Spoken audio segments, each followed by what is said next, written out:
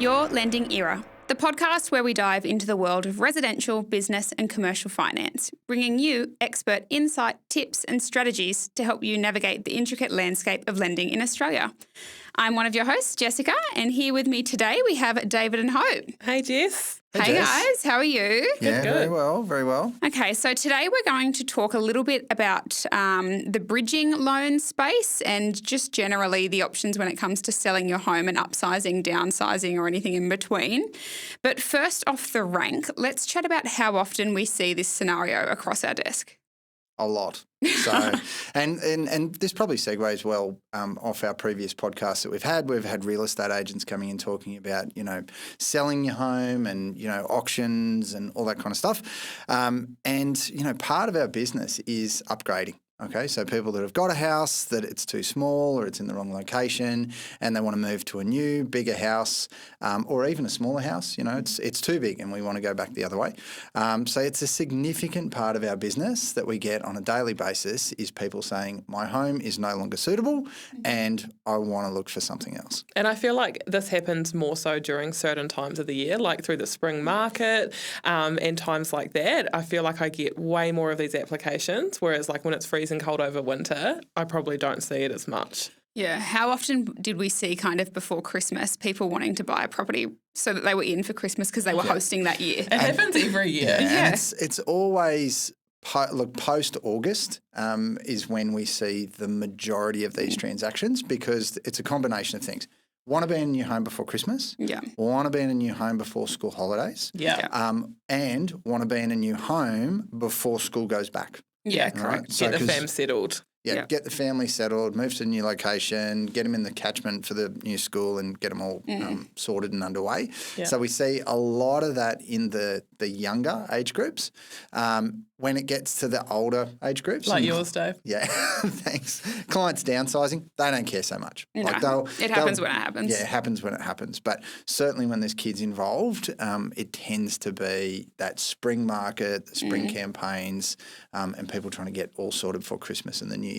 I think another thing that kind of allows the spring market to stand on its own in Canberra is the volume of workers that come into Canberra on contracts as well, because those contracts kick off in the new year. Yep. So they all move down here in December and it's kind of just chaotic because you've got new people to the area competing with families who really need that 4-bed, 2-bath, 2-car house tomorrow. Yeah. It's also because it is absolutely freezing in Canberra during the winter and no one wants to get out of their car to go and look at a property in the frost. Open homes in winter are like a no man's land. If it's raining, they're empty. Yeah. So, and look, and for that reason, real estate agents educate buyers that there's more, sellers, that there's more buyers around in spring. Gardens look better, it's warmer weather, so more people take their property to market in spring. Yeah. And then a lot of the inquiries that we get is, hey, David, I wasn't even looking for something, but I've seen this. Yes. Can we afford this? How do I get this? That. It's just come on the market. It's the dream home. How do we do it? Yeah. Now, off the back of that, let's chat about the two ways that we typically approach this. So first off, it's a term that I'm sure everyone has heard, but if you're a bit like me, until I worked in finance, I'd heard it 50 times, over. I had no idea what it meant, and that is a bridging loan. So what is a bridging loan? So a lot of people are in that position where they're like, oh, I've heard of this thing called bridging loans or bridging finance or something like that, and I'm trying to buy a new house. So what does that actually mean? So essentially, to put it really simply, you're just bridging the gap between selling your current home and obtaining the new one. And it's just a short-term facility that covers the financial gap between the purchase of your new property and the sale of your existing one. Now, what are the common terms and conditions that you need to adhere to with one of those bridging style loans? So how a bridging loan works is, let's assume you've got your current home. Maybe your current home's worth $600,000. Maybe you owe $200,000 on it. And you're looking to buy a new home that's worth $800,000. So what we're looking to tell a bank, or your existing bank is the important thing, terms and condition number one, it's usually got to be with your existing bank, that your existing home loan of $200,000 can continue and you can service that debt. But we need to borrow, say, $840,000 to purchase the new property and all its costs. Yeah, so the stamp duty and... Yeah. So the main two things that we need to establish is, number one, first term and condition is, do we have the right loan to value ratio on our current property to facilitate a bridging loan? All right. Second is, do we have the right amount of income to be able to service the current loan plus the increased borrowings that we need for the bridging loan? Yeah. Now, bridging loans are typically done on interest only, all right, because it's to help you with your cash flow during that period. Bridging the gap. Bridging the gap, well done. But also, they're a short-term facility, right? So we don't have to show the bank that we can afford both loans for the next 30 years. We just need to show that we can afford them for, say, the next 12 months. Right? Yeah. Now, you may not have the income to be able to do that, but you may have a chunk of savings that you can say, hey, look, I've done my math and numbers. The bridging is going to cost, if I bridge for the full 12 months, it's going to be $50,000 in interest, and I've got the $50,000 sitting in the bank. Yeah. So those are the two real key terms and conditions that we need to abide by. Is number one, loan to value ratio, making sure that we've got that right, and number two, serviceability, making sure we've got that right, or that we have cash to be able to cover the gap whilst we've got these two loans running. So I guess if your existing home loan debt is still quite substantial and maybe you haven't been in that property for so long and you haven't paid much of the debt down, bridging's probably not the right... Not a viable option. No, for someone that is looking to do it, because it's just... That's one of the main, pieces of the puzzle. And if we don't have a fairly low loan to value ratio to start with, it's probably not going to be a viable option. Yeah.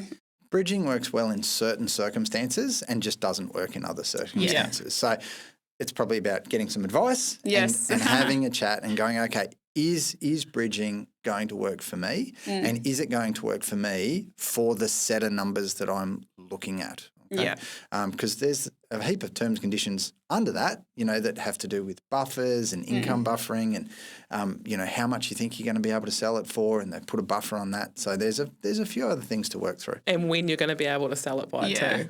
Okay, those T's and C's do sound like they make sense. And like you said, there's probably more of them than we can rattle off in the next 20 minutes.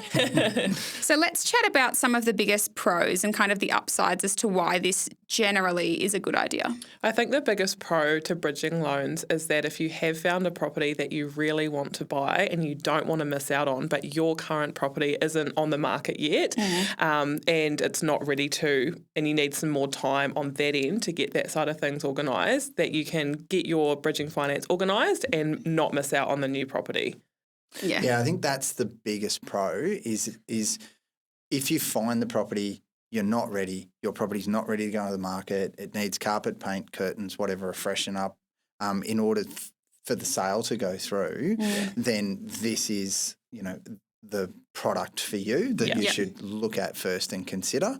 And then, we can tidy up the old home and get it sold in a reasonable time period, but it means that you don't miss out. Yeah. Yeah. And I think even if you do have the time to say, for example, you've got your property listed, but it hasn't sold, and you're buying a property that only has a 30-day settlement with no negotiation, then you can at least move on. Yes. Even if you are the most organised person in the world, bridging may fall as the only viable option. That's right. And sometimes vendors aren't flexible about settlement periods, and that can be really tricky when you are trying to sell your current home. So it just takes away all of the time constraints and pressures around time Gives you a real frames. buffer, a mental buffer. Yeah. And on the other side of the pros, now the cons, we're going to talk about the cons, and we don't want to sound too negative here, but these are traditionally the things that we see causing an issue for our clients, aren't they? Correct. So there's a few cons. So, We're good at the cons. Con number one is cost. Yeah. Right. So if you're looking at a bridging loan and you're looking at $1 million debt for the new bridging loan, and currently rates are 6%, right, or more. So immediately the interest cost, can run to $6,000 to $8,000 a month. Yeah. Right. Now that buys you a fair few nights in a hotel or an Airbnb, right? So it does. You've really got to consider whether the cost is justified. And whether you need to incur that cost, right? Yeah. So you've got the higher interest rate, you've obviously got bridging loan fees, you're trying to balance between the two properties. I think that's probably number one for why there is a pretty big con. Yeah. Yeah. And I think off the back of what Dave said earlier, I think the second con is the lending restrictions around the Yes. loan to value ratio and the serviceability. So if you don't tick those boxes, bridging finance is not even an option for you anyway. Yeah. And how long traditionally does someone have between, say, buying their new property and setting up a bridging loan to close off the other property? 12 months. That's the absolute maximum, isn't it? Yeah. So 12 months, ideally, you want it done in 6.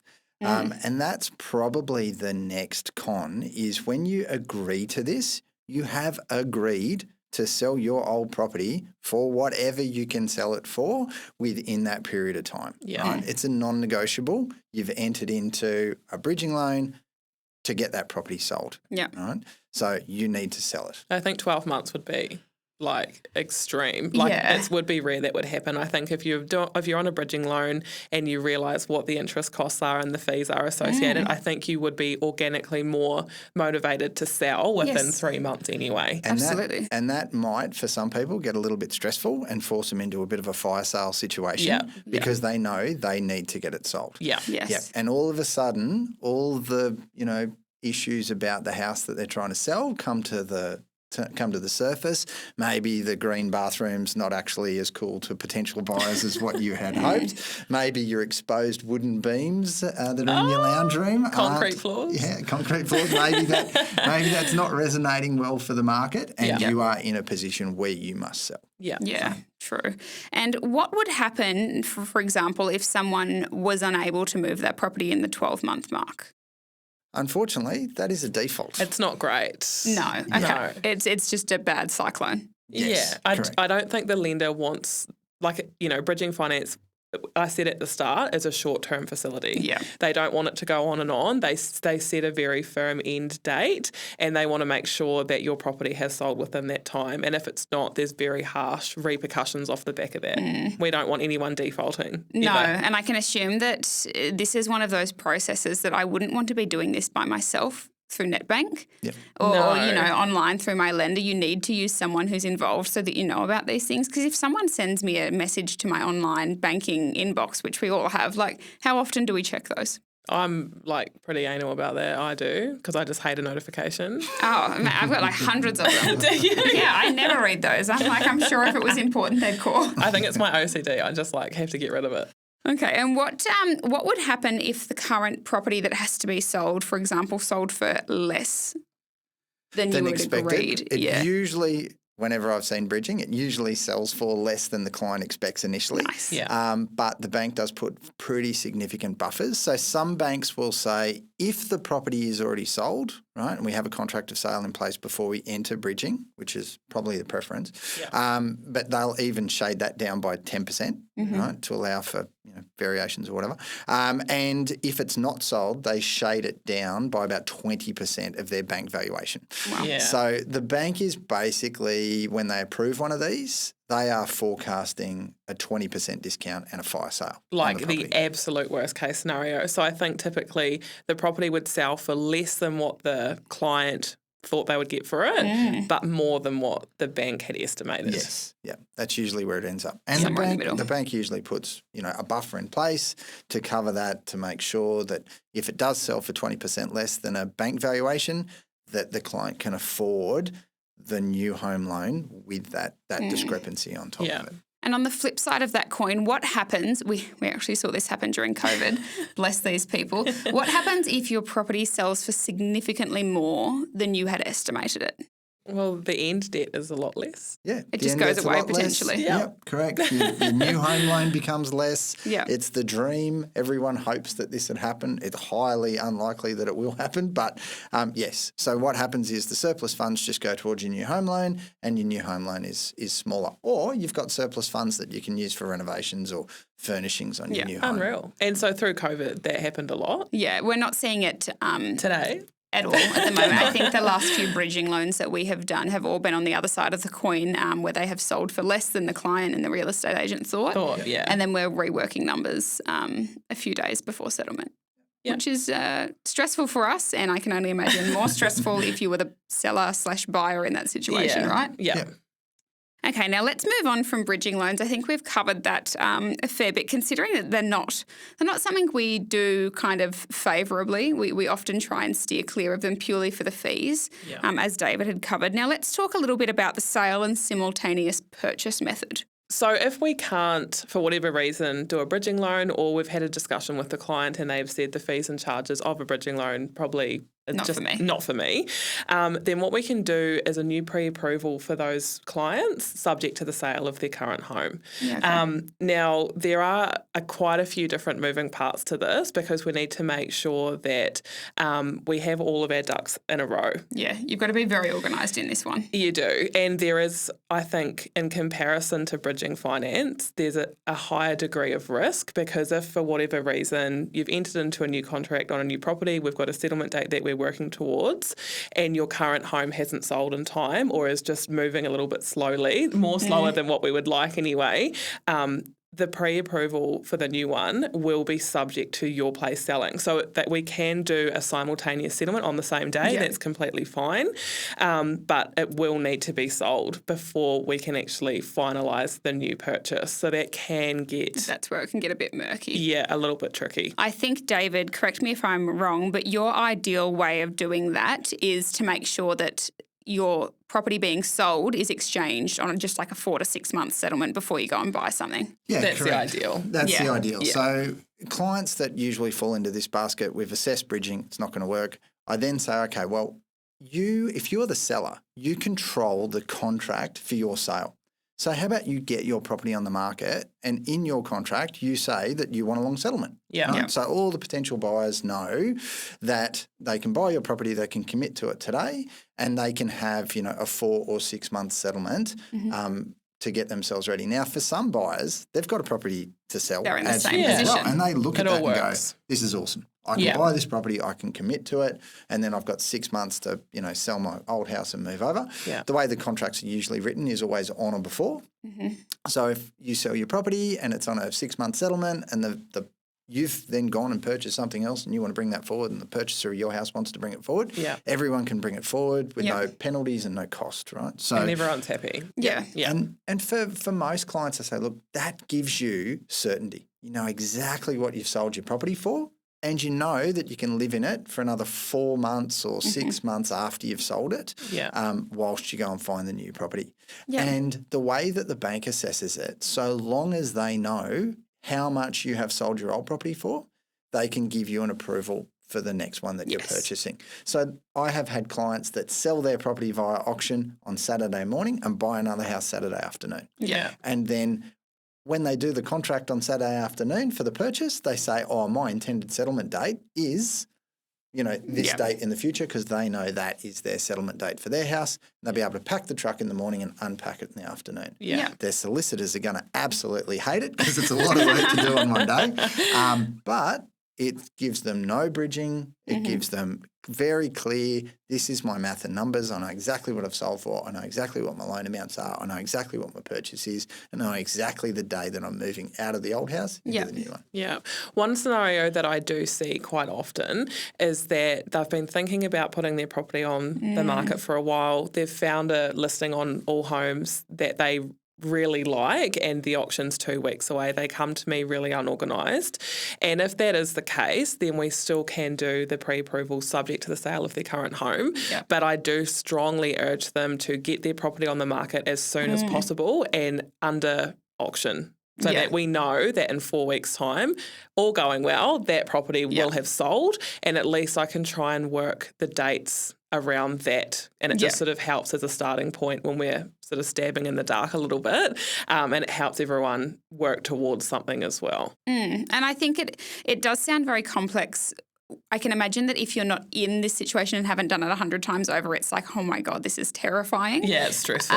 But I know for us, I can speak for David and I at the moment, we'd probably have 6 of these as of today just going through. Easy. Do them all the time. And if you've got a long enough settlement on the purchase, you can sell other properties and transition over. We've got one going through at the moment. It's a $2 million purchase. They've got 2 properties that they need to sell. Yeah. no problems. They're both up for auction. We know statistically in the area that properties usually sell within 60 days. We're talking about 180 days to settle. So we've got plenty of time. Yeah. It's just about having the open mind, I think, to allow yourself not to be eaten by the anxiety. Yeah, I think as long as you've got a plan, you stick to it, you're working with a solid broker that's pointed you in the right direction and ticked off all the relevant boxes. I think, honestly, I can say in the nearly 8 years I've been doing this, we've always made the stars align and everything has worked out fine.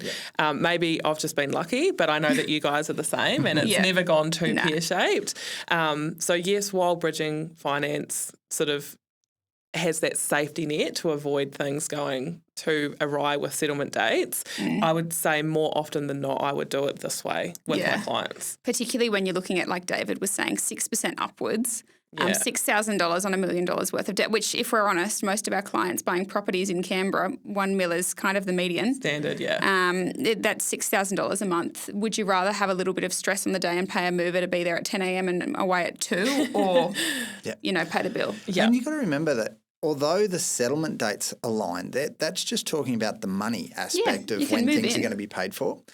License to occupy. So we quite often see, someone will settle up on their home and they'll have a license to occupy with the new purchaser for a week to enable the property to be, all the stuff to be taken out and tidied up and ready to be handed over. Yep. Or the other way, we see a license to occupy on the property that you're purchasing. So you've got a week license to occupy. You can, a week earlier, you can move all your stuff in, get it out of the old house, get the old house tidied up and cleaners come in and all that kind of stuff. So there is, adjustments either way for that kind of thing. Yeah, and I think in this scenario, a little bit more than the bridging, you just need to have an A team around you. You need to have someone doing finance, someone doing legal, and a real estate agent who is just absolutely dotting all the I's and crossing the T's for you. I think the most important thing is that you've got to have a banger solicitor and a banger broker or lender on your side. Yeah, they've got to be working with you. Yeah.